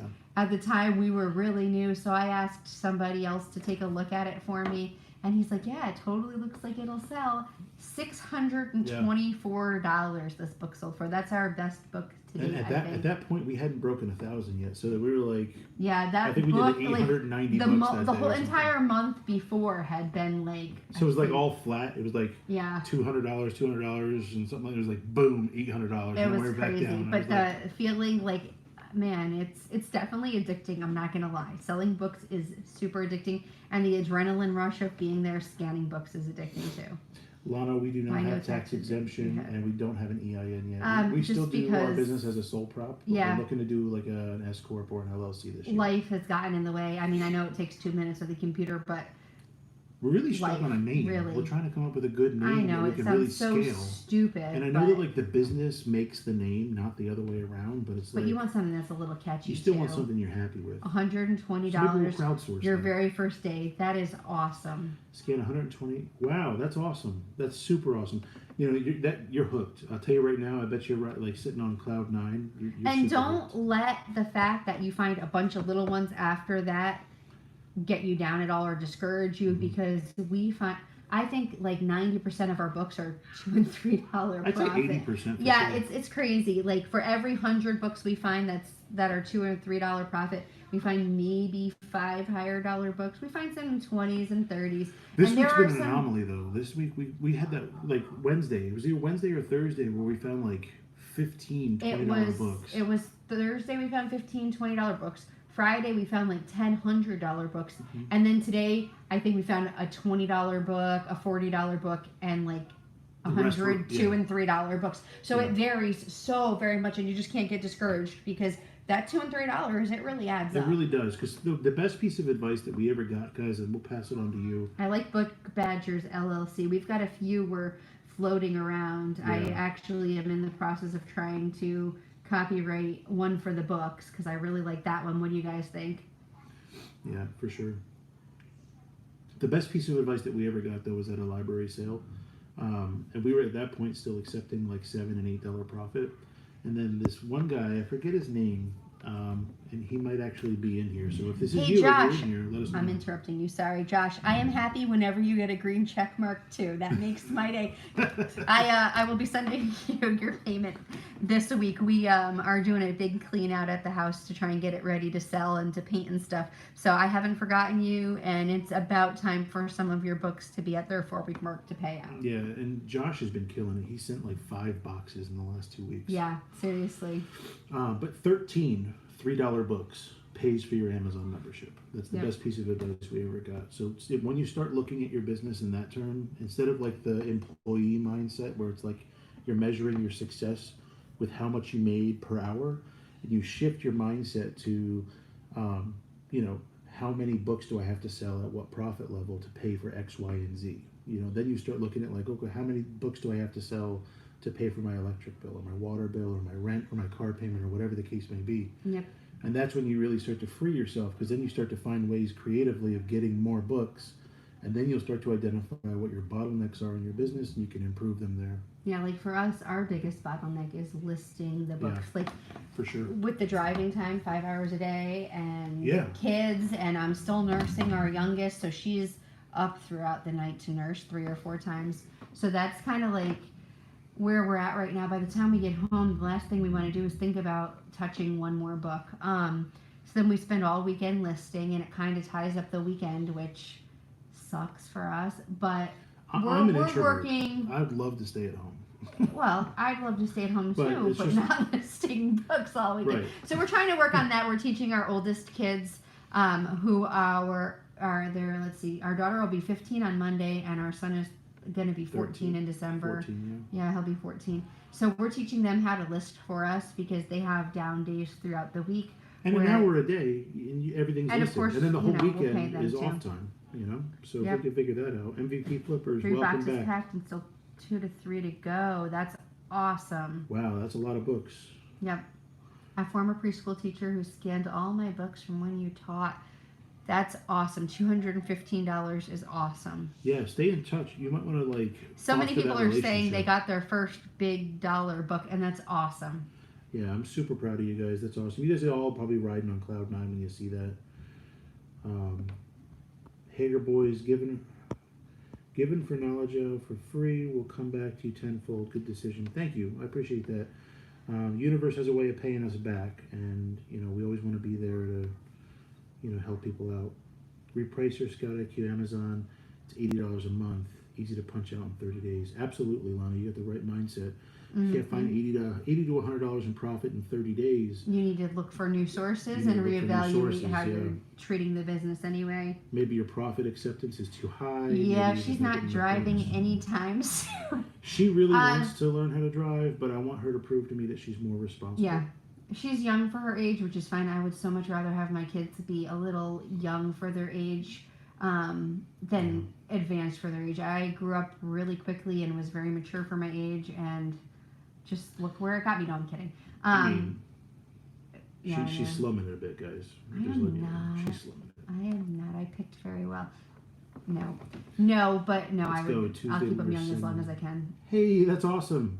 So you guys are bouncing back. MVP Flippers. 150 books. That's awesome. See, I'm glad you guys didn't call it quits at the bins. A after that rough day. $500 books today. That is fantastic. Just make Wow. sure you are not restricted. I don't know how Yeah, long you've been restriction. selling, Make sure you're not but restricted. just double check restrictions on that El too. Chop says he bought 1,300 books for 1,300 books for $400. $400. Made my money back in 30 books. That's awesome. That's fantastic. That's killer. So that means that anything from here on out is extra gravy, and any duds, even if you monetize them like pennies on the dollar, you're coming out ahead. That's great. I'm curious. Did you buy them by the Gaylord or just 1,300 random books? Albert, I appreciate you saying that, man. You rock too. Welcome, user 767 and a bunch of numbers. Yeah, a lot of people are saying they found their first big book today. What's the best advice you can give me starting out? Don't get discouraged if you don't find high-priced books right away. It happens. Just scan everything until you get a feel for which books are going to be profitable. Like, we know there are some that we just completely avoid, like the South Beach diet books and Yeah. Good to Great. Yep. Stay away from that. And then there are some that we know that are always good, like the Energy Bus, and they're not like home runs, but they're consistently. Yeah, they're like sub 1,000, so they're ranked like 800. Out of 65 million, they'll sell immediately when they go active, and you'll make your $3 and move on. Yep. Let's see. Your daughter turns 15 in September. She skipped 2 grades. That's awesome, Yeah, that's though. awesome. You must be a really proud mama. Yep. How do you tell what your restrictions are? So you can go into Amazon when you go to add a product on the website, and you could just type in whatever you want, and it'll tell you if you're restricted or not. LaJoy, we do not buy Gaylords currently. Yeah. We bought one once at our Goodwill outlet. It wasn't really worth the amount of time we had to put in to get out a couple of books. We are just... Yes, no chicken soup. Sorry. To get out a couple of good books. For us, it wasn't worth it. I think because of the source of the Gaylord. You can Google, Gaylord sources and things of that nature, and you may be able to find one near you. You can also put out an ad on, various platforms and see if you get any feedback. Yeah, for sure. Do you guys use poly bags for FBA? Okay, so if it's brand new, we poly bag it. If it's in like pristine condition, even if we're listing it as good, or if it's a set, we poly bag it. Yep. Loose leaf textbooks. Loose leaf textbooks. Okay, that's another thing not everybody knows. You can sell loose leaf textbooks. So if you're in a Goodwill and you see a binder, open it and check what's inside, because loose leaf textbooks sell, and they can definitely be high value for sure. Pro tip for the bins: people leave the binders behind. Nobody looks in the binders. Yep. You see a 3-ring binder at the bins, everyone leaves them behind. So always check them. Yep. Always, every single time, pick them up. You ever try to get unrestricted on Blu-rays? Blu-rays and DVDs, you have to have a distributor with an invoice. There's a couple you can work with. I just don't do that yet. Yeah, we haven't. I don't have the machine to resurface discs, so if there's any kind of or issue. really the time to even put into that. Like, I we think are once we get more of so an infrastructure for hyper-focused. listing, I think that it wouldn't be an issue to move. No, and we have talked about doing something like that, or some kind of online arbitrage, just something else But in video addition to games. books. But right now we're so hyper focused on books Yeah. and growing our inventory and getting our own processes down pat and just kind of making sure everything is running well. That's where we are. LaJoy, you're welcome for the answers tonight. And we'll try to do this once a week. Do you guys think that this is something you guys want to do once a week? We're thinking about starting like an Ask the Show, like Ask the MoneyBadger Show or Money Talks or something like that. So I'll put it to the hive mind what to call it, but that's what we'll do. I think we'll do once a week.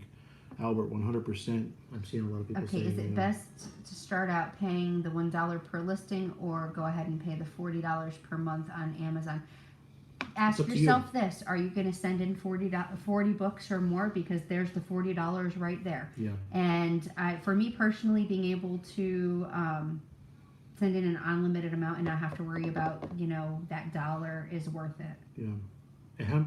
I mean, if you're going to do this in any kind of serious capacity, you're going to want to make sure that you do it the right way. So I think $40 a month is something that you should easily be able to surpass profit-wise. But I mean, unless you're having a hard time, if you can't find a lot of books in your area, maybe not. Maybe do the individual account for a while. But stretch your horizons. Stretch your goals. Try to get like 100 books a week in. Once you're doing 100 books a week or 50 books a week, Yep. once you get to that level, then step it up to 100 or 200 or 300. Is buying a repricer off the bat worth it? No. No. No, Not don't waste at your all. money on a repricer When right you away. get to the point where it's taking you more time to reprice things than it is worth that amount of money, like if your time could be better spent, sourcing or listing or at some other function of your business or for a better work-life balance, and you want to free up that time and it's worth it to you financially, that's when I would invest in a repricer. Yeah, absolutely. Polly, good to know. Yeah, so everyone's still saying that if you're on YouTube, you're getting a better experience. Video's less glitchy, audio is probably better. Yes, Josh, chicken soup for the anything kind of soul is the bane of my existence right now. Yeah, for real. I have found one random one that was profitable, and it was something so obscure, and I really wish I could remember it. We were actually talking about it earlier today, and I can't remember what it was, but I've never seen it again. Lana, you have a great night too, man. I appreciate you stopping by. Are we both running live at the same time? Yeah, I'm running live on my phone. Steph's running live on her phone on Facebook, and then my iPad has service, so it's running live. So we're not on Wi-Fi or anything like that, and there's no hotspot. So we're all just running off of it, and nobody's connected to the hotspot for the computer. So we do the best we can, but like I said, That's we're awesome that you have a lot of thrift stores and Goodwills. Make crap. sure to find them regularly, and 5,000 books in 2 days. My Stuttering Life says I scanned 5,000 books in 2 days, kept 359. This is very fun. Yeah? Yeah, it's a lot of fun. I just need to know where you're scanning. Are you buying in bulk with 5,000, or did you find some really large and are you bookstores? going to I'm the just bins? curious. Yeah. Because we probably scanned close to 5,000 in a couple of days. You think how many books we scanned today at Goodwill? Well, no. You get probably 500 at the one Goodwill we I go to, scanned- and then all the bins, like 12 rotations. No. Yeah, No. maybe 3,000. It's a lot of books, though, man. You should be Do you proud have a of target yourself. price for your books for profit wise? So, Yeah, absolutely. go ahead. I We do. don't. I do. What's your target price? I'm curious. My Because he's target- never shared this My with me. target profit price is at least profit-wise. I would say is at least $2, unless it's a fast target book. price, not profit. It says profit for profit-wise. Okay, so Read the question. I did read the question, and I'm going to answer it differently than you because I look at it differently. So Amazon. She I'm can't gonna even smack the read. shit out She of you can't even before I read, camera. guys. No, listen. So Amazon fees differ, not just based on the size of the book and once you get to a the certain- price of the book and things. So because Scott IQ takes that into account for me and just spits out the profit, I pretty much only look at the profit that's predicted. I don't look so much as the selling price of the book. Oh, we got to wrap it up, guys. The baby's getting a little antsy. Yes, we scan paperbacks all the time. We have found some really random paperbacks. I found one the other day that consistently sells for $40. I found a couple that are in the $40 profit range. Scan everything until you get a really good feel for what is going to be profitable and what isn't. Seriously, scan everything. Scan every book. And once you guys do this for like a month, we were you'll start to get a skipping. feel. I was totally skipping mass media paperbacks, like those Don't. weird little trashy romance novels. We found one the other day that's a $30 profit, and it's consistent $30 profit. Yeah, it sells all the time at that price. So I'm not turning down $30. I don't know about you. We also Let's find see. a lot of gems in like those kids books, like the tall, skinny ones, like the like thin the ones. Kids 411 Yeah, and Kids Pop-Up books are another one the that kids are always like handwriting books that we find a lot of. like the ones that you get in classrooms, like the preschool handwriting, whatever little workbooks. If you can find those without any writing, yeah, those are pretty good usually too. Yeah, estate sales are great. Everybody should try to at least partner with one estate sale agent, because if they can't sell the books at the estate sale, they still want to get rid of them. Because they buy that whole house as an inventory, and then they try to sell it piece by piece. Let's see. Captain obviously Panda. a panda. Obviously. Probably, A panda. it's not a dumb question. From what I understand, you can't deliver directly unless you had like a dedicated truck driver or something and you were shipping in a whole pallet. But I don't think you can just show up at Amazon and be like, here's my books, or everybody would do it. You send a book in, even if the FBA fee says it'll be negative income. No, because I don't want to lose money. Because if it says it's going to be negative income, it'll probably be negative income. What does the buy box mean, Bill? The buy box is basically when you're shopping on Amazon, when you order a product, let's say you're buying a book. If I have the buy box, when you hit add to cart for that book, my book is the one that goes into the cart because I have the buy box. Does that make sense? That's the best way I can explain it. Estate sales have been amazing.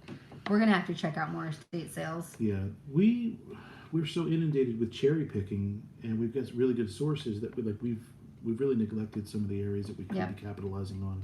For sure. So whenever anybody asks me the question, like, is it oversaturated? No, because there's so many Okay. different ways to get books. So City Charm wants to know if we're rescanning the same books when we go to Goodwills. So there are a couple Goodwills in our area that very infrequently put out books, enough so that we can recognize what we've already scanned. Some Yeah. people use UV pens to kind of mark what they have already scanned. We don't do that just for a time purpose. But there are some Goodwills that we go to that do complete book turnovers. Yeah, they'll take Probably everything once off the a shelf week. and They put it take on. everything that's the old color sticker and pull it off, and it goes to the clearance center, and then they're putting out a new color. And if you can talk to the book guy, if you manage to show up while they're putting out books and you say, hey, what color book sticker are you putting out this week? Then you know what to scan and what not to scan, Just, I've said it once and I'll say it a million more times. This is about 90% grit and hard work and 10% strategic relationships. Was it Medford? Or was it Medford? What's the town where the girls in the back of the Goodwill? brought a That bunch of was stuff in Westport. in Westport, Connecticut. We talked to the girl in the back. Like she was just like, She had, walked out for something, and I said, how are you doing? She goes, oh, you're buying a lot of books. I said, yeah, we buy in bulk. We resell books. I we talked probably about our bought kids. 3 carts. And we said, do you have any more books? We'd love to scan some more. She's like, well, I have to price them before I bring them out. But, if you give me 45 minutes, I'll go back and reprice them. And she bought out like 3 huge bins of books just for us to scan through. It was really awesome. Yeah. But seriously, be nice to everybody you come in contact with. You never know because either. you never know exactly. You never know which person you're speaking to.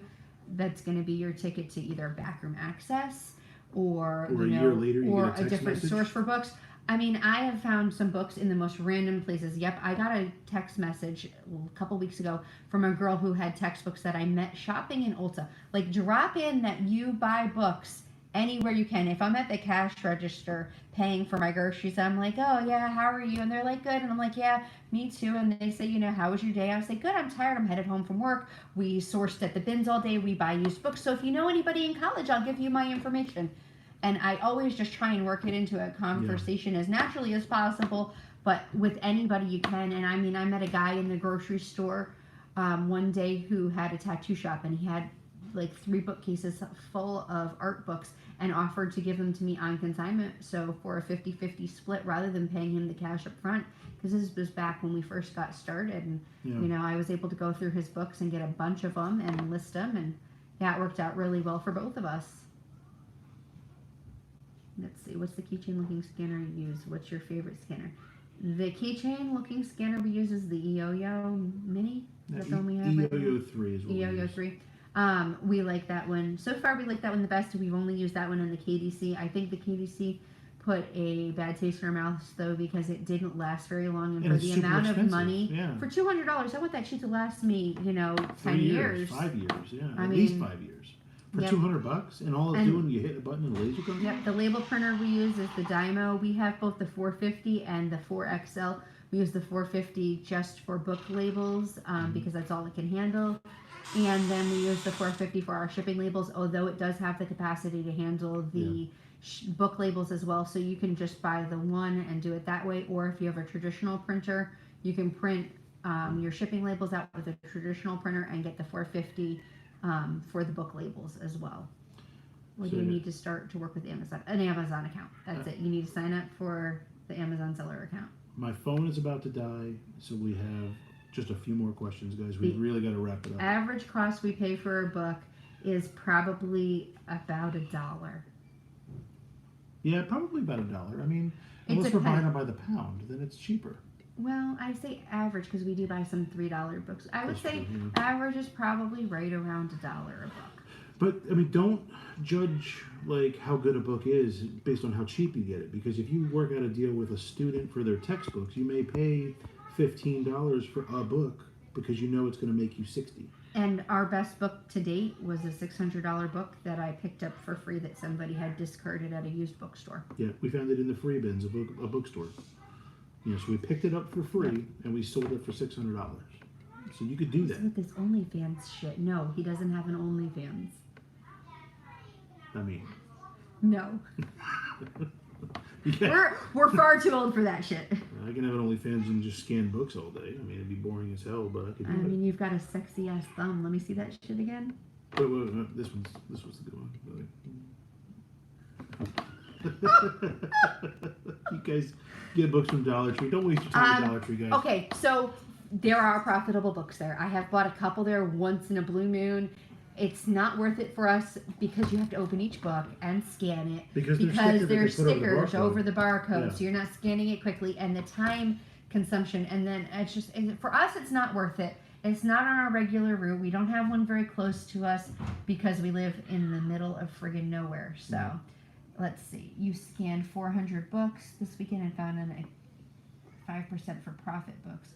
What are your average? So our average is a little bit higher than that right now, but I think because we've been doing it for a little bit, I mean, we avoid some of the books that we absolutely know aren't going to be profitable. I think right now my accept rate looks like 26%, but there are a few books that It's an anomaly for sure, because it shouldn't be that way. Especially starting out, 5 to 7% is acceptable. Like, who would pay $600 for a book? Not me. It's a textbook, though. I don't care. I would write the damn thing myself. People that get student loans for school. Now. Yeah, for real. The Pell Grant, they don't pay for that. Yeah, it was some type They have to have the book text. for school, and they don't pay for it out of pocket. Do you have it? No. Let's see. I can't. Yep.